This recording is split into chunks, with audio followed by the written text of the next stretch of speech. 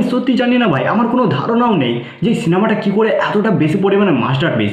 মানে তুমি একবার কল্পনা করে দেখো যে এই সিনেমাটা 1976 সালে এসেছিল, আর আজ পর্যন্ত এই সিনেমাটা সিগমা এডিটিং আর এই সিনেমার সিনগুলো আপনি আপনার বন্ধুর হোয়াটসঅ্যাপ স্ট্যাটাসে, ইনস্টা স্টোরিতে কোথাও না কোথাও দেখতে পেয়ে যাবেন। আর এটার কারণ হিসেবে আমার মনে হয় আজকের জেনারেশনের লোনলিনেস এতটাই বেশি পরিমাণে ভয়াবহ যে ইতিহাস সাক্ষী রয়েছে। আর বাস্তবতা এটাই যে একাওতার সাথে লড়াই করে আজ পর্যন্ত কেউই পেরে ওঠেনি। এটা মানুষকে ধীরে ধীরে খেতে খেতে পুরোপুরি খেয়ে ফেলে। আর তার কারণেই হয়তো ট্যাক্সি ড্রাইভারের মতো এই সিনেমাগুলো সময়ের সাথে বেশি পরিমাণে চর্চা হতে থাকে। মানে সেই পুরানো সময়, সেই আদিম যুগে এই সিনেমাটা রিলিজ হয়েছে, আর আজ পর্যন্ত এই সিনেমাটা মানুষের কাছে রেলেভেন্ট রয়েছে। আর আমি গ্যারেন্টি দিয়ে বলতে পারি যে আগামী দিনে এই সিনেমাটাকে নিয়ে আরও বেশি পরিমাণে চর্চা হবে, কেননা আগামী ভবিষ্যৎ আরও বেশি পরিমাণে একলা হয়ে যাবে, আরও বেশি পরিমাণে লোনলিনেস তাদেরকে খেয়ে ফেলবে। কেননা তুমি এই জিনিসটাই দেখো না, একটা সময় ব্লেড রানার মুভির সেই ফ্র্যাঞ্চাইজির মুভিগুলো একটা সময় ফ্লপ হয়ে গিয়েছে, কিন্তু সময়ের সাথে এই মুভিগুলো আরও বেশি পরিমাণে চর্চায় মানুষের সামনে এসে গেছে, যে এই মুভিগুলো নিয়ে আজ পর্যন্ত কথা চলছে। আর আগামী ভবিষ্যতে এই সিনেমাগুলোকে নিয়ে আরও বেশি চর্চা হবে যখন মানুষ আরও বেশি একা হয়ে যাবে। দেখো ভাই, ট্যাক্সি ড্রাইভার সিনেমাটির গল্পটি যদি আপনাকে সোজা হিসেবে বলে থাকি, তাহলে পরে ট্যাক্সি ড্রাইভার সিনেমাতে দেখানো হয়ে থাকে ট্র্যাভিস নামক একটা ক্যারেক্টার, যে ক্যারেক্টার এত বেশি পরিমাণে একা, এত বেশি পরিমাণে লোনলি, যে তার না আছে আগে কেউ, না আছে পরে কেউ, তার ভবিষ্যৎ, অতীত, বর্তমান সমস্ত কিছুই যেন মিনিংলেস। তার কোনো বন্ধু নেই, তার কোনো গার্লফ্রেন্ড নেই, সে রাতের বেলায় ঘুমাতে পারে না, সে দিনের বেলা ঠিকভাবে জেগেও থাকতে পারে না, সারাদিন মদ খেয়ে দুপুরি টাল্লি হয়ে ঘুরে বেড়ায়। আর সারা রাতের এই ধরনের ইনসমনিয়া তাকে ধীরে ধীরে খেতে শুরু করেছে। এই কারণে সে একটা ট্যাক্সি ড্রাইভার কোম্পানির কাছে যায় আর গিয়ে বলে যে সে ট্যাক্সি চালাতে চায়, কারণ রাতে তার ঘুম আসে না। সে এইভাবে ট্যাক্সি ড্রাইভার হয়ে যায়, সারা রাত এই শহরে ঘুরে বেড়ায় আর মানুষকে এক জায়গা থেকে দ্বিতীয় জায়গা পৌঁছে দেয়। কিন্তু এই জিনিসগুলোরই মধ্যে ট্র্যাভিস এই শহরের মধ্যে চলতে থাকা রাস্তার উপর প্রস্টিটিউশন আর এই শহরের ব্ল্যাক মানুষদেরকে অতিরিক্ত পরিমাণে হেট করে। ট্র্যাভিস অতিরিক্ত একটা বড় ধরনের একটা আমূল পরিবর্তন চায়, যে পরিবর্তন সমস্ত কিছুকে বদলে দেবে। কিন্তু যাকে সেসব ট্র্যাভিস তার একা জীবনে এতটাই একা যে সে এই জিনিসগুলোকে ফিক্স করতে চায়। এই কারণে সে প্রত্যেকদিন ডায়েরিও লেখে, সে একটা রুলস তৈরি করে, যে রুলসগুলো সে ফলো করতে চায়, কিন্তু সে প্রত্যেকবারই তার নিজেরই রুলস ফলো করতে সে ব্যর্থ হয়। ট্র্যাভিস মাঝে সাঝে কোনো মেয়েদের সাথে কথা বলার চেষ্টাও করে থাকে, কিন্তু প্রত্যেকবারই সে অতি ভয়াবহভাবে রিজেক্ট হয়ে যায়। আর কোথাও না কোথাও এই ধরনের রিজেকশনগুলো তার একা হওয়ার অতিরিক্ত একটা বড় কারণ। সে নিজের ওপরেই কোশ্চেন করে, আর তুমি বুঝতে পারছো যখন হয়ে থাকে এই ধরনের কিছু কতটা খারাপ লাগে। কিন্তু এর জীবনে এসব চলতে চলতে একদিন হয় কি যে সে রাস্তার উপরে একটা মেয়েকে দেখতে পায় যার নাম ছিল বেটসি। আর বেটসি মেয়েটা অতিরিক্ত সুন্দর ছিল, সে একটা নিউজ কোম্পানিতে কাম করে।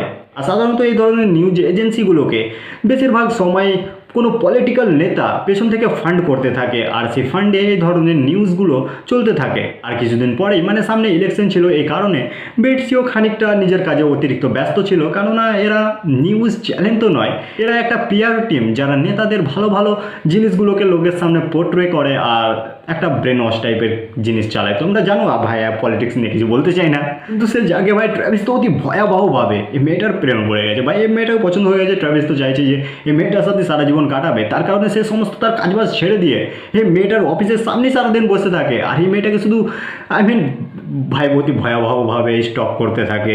আর এই মেয়েটা একটা পর্যায়ের পরে এই জিনিসটা জানতেও পেরে যায়, একটা সময় ট্র্যাভিস এখান থেকে পালিয়েও যায়। কিন্তু একদিন ট্র্যাভিস কনফিডেন্সের সাথে স্যুটবুট পরে একেবারে চলে আসে সেই মেয়েটাকে অ্যাপ্রোচ করতে। আর ট্র্যাভিসের এই কনফিডেন্স দেখে মেয়েটাও হ্যাঁ বলে দেয় কফির জন্য। কফিতে গিয়ে ট্র্যাভিস বেটসির ওই বন্ধুটাকে, যার সাথে বেটসি অফিসে কাজ করে থাকে, তার ব্যাপারে অতিরিক্ত খারাপ কথা বলে, তার নামে বদনাম করে যে ট্র্যাভিস সে ছেলেটাকে মোটেও পছন্দ করে না, এই ধরনের কিছু কথা। আর এগুলো বেটসি খুব একটা পছন্দ করে না, কিন্তু তারপরেও ট্র্যাভিস আগামী সিনেমার জন্য বেটসিকে বলে, আর বেটসি বলে যে ঠিক আছে আগামী সপ্তাহে দেখা যেতে পারে।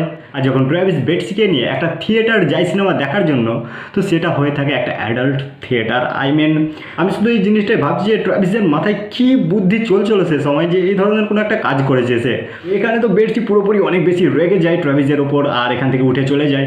আর তারপরে বেটসি ট্র্যাভিসের সাথে মোটেও কোনো কথা বলে না, ফোনও ধরে না। আর ভাই প্রথমবার ট্র্যাভিসকে কোনো মেয়ে একটা পাত্তা দিয়েছিল, তারপরেও এই ধরনের অতি ভয়াবহ ব্রেকআপ। ট্র্যাভিসের জন্য তো এটা অতি ভয়াবহ মানে হিট হয়েছে তাকে। ট্র্যাভিস সোজা একদিন বেটসির অফিসেই চলে যায়, ওখানে গিয়ে বেটসিরও খানিকটা বদনামি করে আর নিজের তো ইজ্জতের ফালুদা করেই দেয়। তো এই ধরনের ঘটনা ঘটিয়ে ট্র্যাভিস সেখান থেকে চলে আসে। আর বিশেষ করে ট্র্যাভিসের এই ভয়াবহ ব্রেকআপের পরে ট্র্যাভিস পুরোপুরি বদলে যায়। ট্র্যাভিস এমনই একটা পার্সন হয়ে যায় যে সে এবার ঠিক কি ভুল, সে কি করছে না করছে, আই মিন আপনাকেও কোশ্চেন করে দেয় যে সত্যি এই জিনিসটা ঠিক না এই জিনিসটা ভুল। মানে এই গেরোয়ের লাইনটাকে নিয়ে যখন কোশ্চেন করে না, তখন সর্বদাই সেই মুভিগুলো মাস্টারপিস হয়ে যায়। কেননা বাস্তবতা এমনই ভাই, আপনাকে এক্স্যাক্টলি কেউ বলে দেয় না যে এই জিনিসটা ঠিক এই জিনিসটাই ভুল। আর এগুলোর এমন একটা মিক্সার একজন পার্সন হয়ে থাকে। আর প্রত্যেকটাই মানুষই ভাই, আপনি পুরোপুরি কোনোদিনও বলতে পারেন না যে আপনি সমস্ত কিছু জিনিসে ঠিক কিংবা আমি সমস্ত কিছু জিনিসেই খারাপ। ভাই আমাদের মধ্যে সবার মধ্যে কিছু জিনিস খারাপ, কিছু জিনিস ভালো, এই ধরনের জিনিসগুলো নিয়ে আমরা তৈরি হয়ে থাকি। তো এরপরে আমরা ট্র্যাভিসকে দেখতে পাই এমন একটা জায়গাতে যেখানে তার পেছনে বসেছিল, মানে তার ট্যাক্সিতে বসেছিল এমন একজন মানুষ যার ওয়াইফ তারপরে চিট করেছিল। তার কারণে এই মানুষটা তার ওয়াইফকে পুরোপুরিভাবেই হত্যা করে দিতে চায়। আর এটার জন্য ট্র্যাভিসকে জিজ্ঞাসাও করে তার কি করা এটা ঠিক বা তাকে কি করা এটা উচিত, এ ধরনের কোশ্চেনগুলো করে, কিন্তু ট্র্যাভিস কোনো উত্তরই দেয় না। ট্র্যাভিস ভাই চুপচাপ এক জায়গায় বসে আছে। আই মিন ট্র্যাভিস যদি এখানেই মানুষটাকে বলে যে না তার এই জিনিসটা করা উচিত না, এই জিনিসটা সত্যি অতিরিক্ত বাড়াবাড়ি, তাহলে হয়তো এই মানুষটা সেই খারাপ কাজটা করতোই না। কিন্তু ট্র্যাভিস এই জিনিসটা করতে বারণই করে না। আর এই জিনিসটা কোথাও না কোথাও বলে যে ঠিক আছে ভাই ব্রেকআপ হয়েছে, আন্ডারস্ট্যান্ড করা যাচ্ছে যে সে অতিরিক্ত খারাপ ফিল করছে সেই জিনিসগুলো নিয়ে, কিন্তু এতটাও যে ভয়াবহভাবে এমন একজন পার্সন হয়ে যাওয়া, এই জিনিসটা সত্যি কি ঠিক ভুল আপনার মতামত আপনি ভাবতেই পারেন।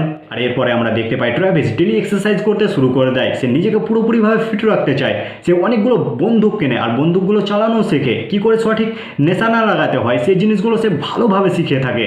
এরপরে ট্র্যাভিস একদিন একটা নেতাকেই মারতে চলে যায়। আর সেখানে গিয়ে বহুত একটা কাণ্ড ঘটায়, কিন্তু সেখানে সে নেতাটাকে মারতে পারে না।